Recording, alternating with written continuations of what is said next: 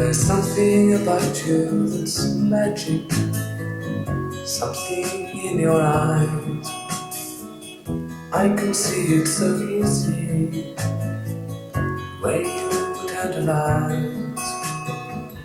Only yesterday you gave me your word, gave me reasons for living.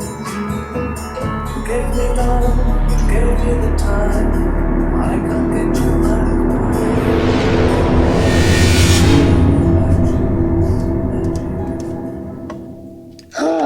Brewster. I should have recognized the faint smell of ramen and destiny. Welcome back, Wayland. I just got back from my vacation, and I saw a screening of My Dinner with Andre, and I thought, maybe you'd like the chance to deconstruct the film with me. My companion at Cinephile, My Dinner with Andre? Surely you jocked my spirit with that piercing proposition. Have you forgotten our agreement? No, I haven't. Our pact still stands, Wayland. Today we discuss Quentin Tarantino's Kill Bill, Volumes 1 and 2. Yes, The Bride in Banana Yellow. Uma Thurman, who almost didn't play the role because she was pregnant when Tarantino was ready to start filming. But, oh, she returned, like a phoenix with flaxen hair. Indeed. I think you and I agree these movies represent the best assassin revenge treatment ever put to film. And actually, Tarantino conceived of this saga as one long film, and originally screened it that way, but then split it into two for the sake of rhythm and breath. Breath, rhythm, Volume 1. It's all chop, slice, fountains of crimson. Did you know the censors made Tarantino drain the color from that crazy 88 scene? Black and white, so the geysers of blood wouldn't drown the children. Delicious compromise. A compromise that ended up elevating the carnage into abstraction, like ink strokes on a canvas. Ink strokes, calligraphy in carnage.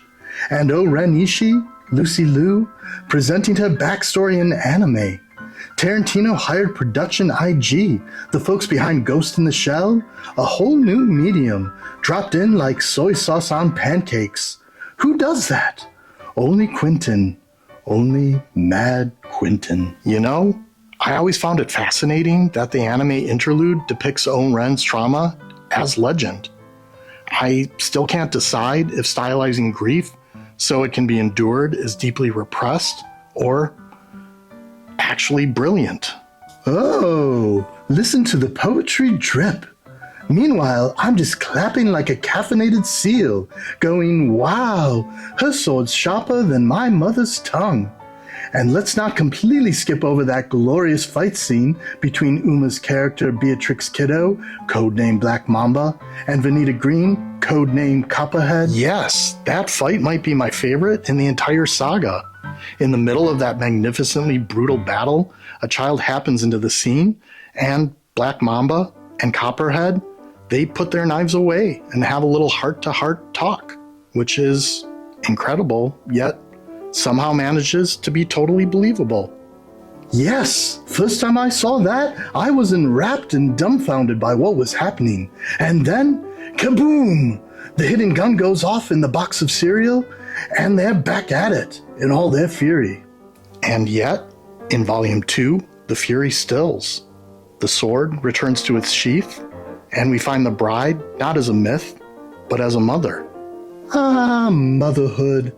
And Pai Mei, that old whiskered walrus of wisdom, played by Gordon Liu, who, did you catch this? Also played Johnny Moe, leader of the Crazy 88 in Volume 1. Double duty, double beard, double eyebrows. He is teacher and opponent, echoing the duality of vengeance and growth so often at the heart of kung fu movies.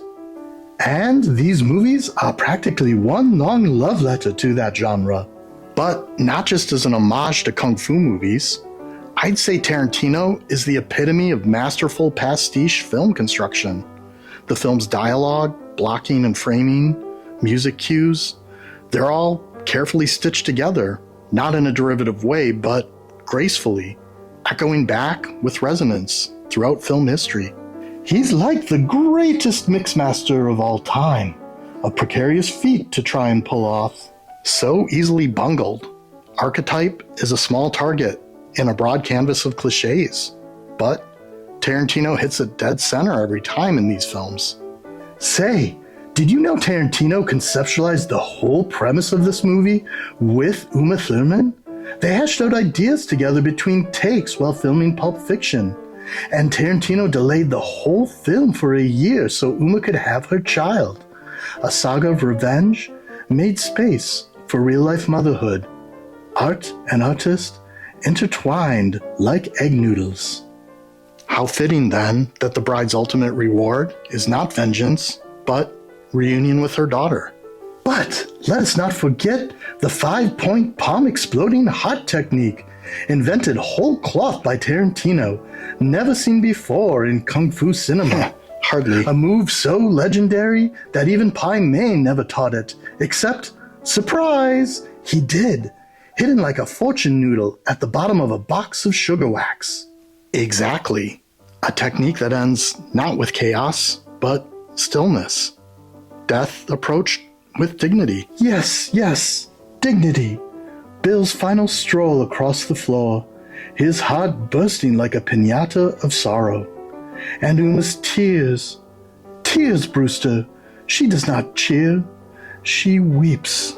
For vengeance ends not in triumph, but in emptiness.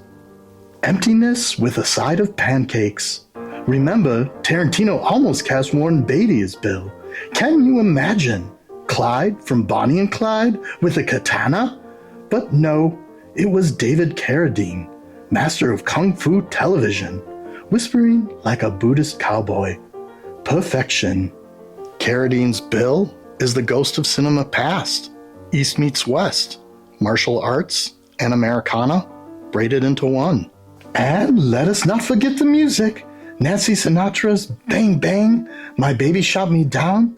Spaghetti Western, Melancholy, A Lullaby for Bullets. Tarantino makes mixtapes for our souls. Yes, music is memory. Each note, a wound reopened. Every needle drop, a perfect musical missile that just hits. So, 2 volumes, 1 storm, 1 calm, 1 bloodbath, 1 reckoning. Together, a circle. Alone, half a mandarin orange, unsqueezed. And which, Wayland, do you cherish more? Volume 1 tickles my toes. Pow, zap, anime snowstorm. But Volume 2, it whispers secrets in my soup. So, I declare both. I am a greedy Wayland. Balance achieved. Tell me true, Brewster. If I learned the 5-point palm exploding hot technique, would it work on a puppet?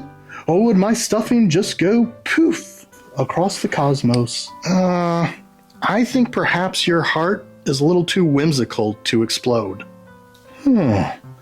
Or too stylish. Well, farewell, philosopher. May your trunk always smell faintly of popcorn and mystery.